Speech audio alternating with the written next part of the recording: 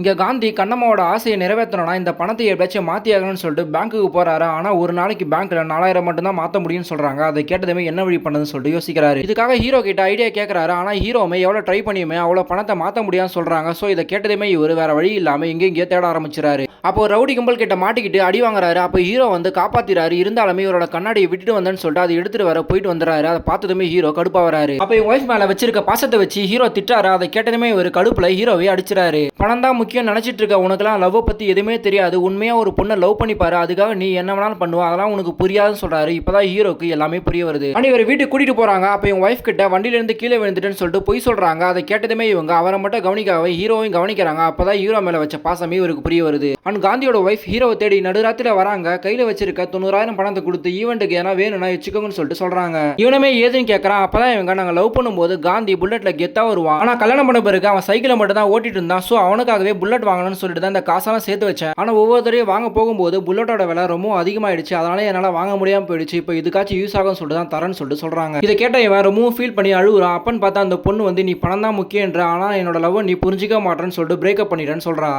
அப்பதான் இவன் என்னோட அப்பா பணம் இல்லைன்னு சொல்லிட்டு தான் என்னோட அம்மாவை விட்டுட்டு போனாங்க. அவங்களுமே அப்பாவை நினைச்சு ஏங்கி இறந்து போனாங்க. ஸோ அதனால தான் நான் பணம் முக்கியம்னு சொல்லிட்டு தெரிஞ்சிட்டு இருக்கேன்னு சொல்றான். பட் இப்போ இந்த பெரியவங்களை பார்த்து தான் இந்த உலகத்துல பணத்தை விட பாசம் தான் முக்கியம்னு சொல்லிட்டு புரிஞ்சுக்கிட்டு இனிமேல் நான் அப்படி நடக்க மாட்டேன்னு சொல்லிட்டு ரொம்ப ஃபீல் பண்றான். அண்ட் இவங்களோட கல்யாணத்துக்காக இவனே காசு போட்டு தாலிலாம் வாங்கிட்டு வீட்டுக்கு போறான். அப்போ உள்ள போய் பாக்குறாங்க. பார்த்தா காந்தி இறந்தே போயிடுறாரு. சோ கண்ணம்மாவுமே இவங்க ரெண்டு பேருக்குமே நீ தான் பிள்ளையா இருக்க, அவரோட இறுதி சடங்கை நீயே பண்றியான்னு சொல்லிட்டு கேட்கறாங்க. இவனுமே ஒத்துக்கிறான். இப்போ ஹீரோமே காந்தியோட கடைசி ஆசையான 60 கல்யாணத்தை அங்கேயே வச்சு தடபுடலாம் முடிக்கிறான். இறுதி சடங்கையும் சேர்த்து எல்லா விஷயத்தையும் பண்ணிடுறான். பட் இப்போ வீட்டில் வந்து பார்க்கும்போது கண்ணம்மா காணாம போயிருக்காங்க. எங்க தேடியுமே கிடைக்கல. பல வருஷமா தேடி பார்க்கறாங்க. ஆனா ரொம்ப வருஷம் கழிச்சு கன்னியாகுமரியில யாருமே இல்லாத காந்தியை நினைச்சுக்கிட்டே அவரோட கண்ணாடியை வச்சுக்கிட்டு இறந்து போறாங்க.